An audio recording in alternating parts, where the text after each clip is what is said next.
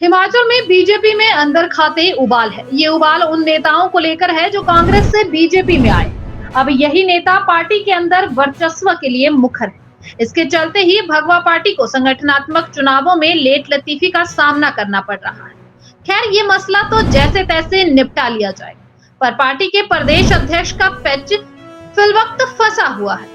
आलम यह है कि अलग अलग खेमों में वर्चस्व की जंग के चलते अभी तक 2 मंडल अध्यक्षों पर भी सर्वसम्मति नहीं बनी है। बीजेपी के सभी 17 जिलों के अध्यक्ष चुन लिए गए हैं, लेकिन देहरा विधानसभा हलके के 2 मंडल अध्यक्षों का चयन अभी तक नहीं हो पाया है। यह चयन भी गुटबाजी में फंसा हुआ है और इसका असर प्रदेशाध्यक्ष के चुनाव में भी दिखेगा।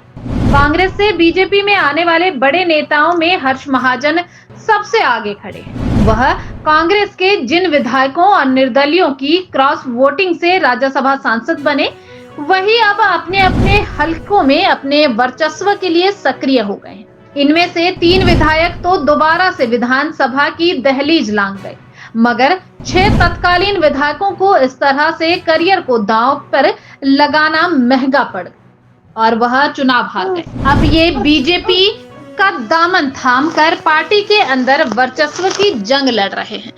चुनाव हारने के बाद घर बैठने वाले पूर्व विधायकों में सुजानपुर से राजेंद्र राणा, गगरेट से चैतन्य शर्मा, कुटलेहड़ से देवेंद्र भुट्टो और लाहौल स्पीति से रवि ठाकुर हैं। निर्दलीय विधायकों में देहरा से होशियार सिंह और नालागढ़ से केएल ठाकुर हैं। कांग्रेस की विधायकी छोड़कर बीजेपी के विधायक बने धर्मशाला से सुधीर शर्मा और बड़सर से इंद्रदत्त लखनपाल हो या निर्दलीय विधायक के पद से इस्तीफा देकर बीजेपी विधायक बने आशीष शर्मा ही। स्वाभाविक रूप से यह सब नेता बीजेपी में अपने लिए खास जगह चाहते हैं। इसी वजह से ये नेता अंदर खाते अपने क्षेत्रों में पैठ रखने वाले भाजपाइयों की आंखों की किरकिरी बन गए हैं। इसलिए मंडलों के अध्यक्षों के चुनाव के दौरान अंदर खाते इन नेताओं के सुझाए नामों पर बीजेपी के अन्य नेताओं की खूब रस्साकशी होती रही। मंडल अध्यक्षों को तय करने में 1 महीने से ज्यादा का अतिरिक्त समय लग गया। देहरा के 2 मंडलों में तो अभी तक पेंच फंसा हुआ है।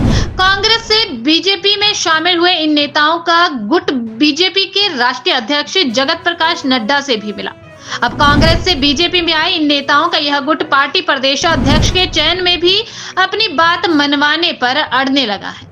अगर इन नेताओं की गुट की चली तो बीजेपी प्रदेश अध्यक्ष के चुनाव के लिए निर्णय भी चौंकाने वाला हो सकता है। खैर, ये सब आने वाला वक्त ही बताएगा।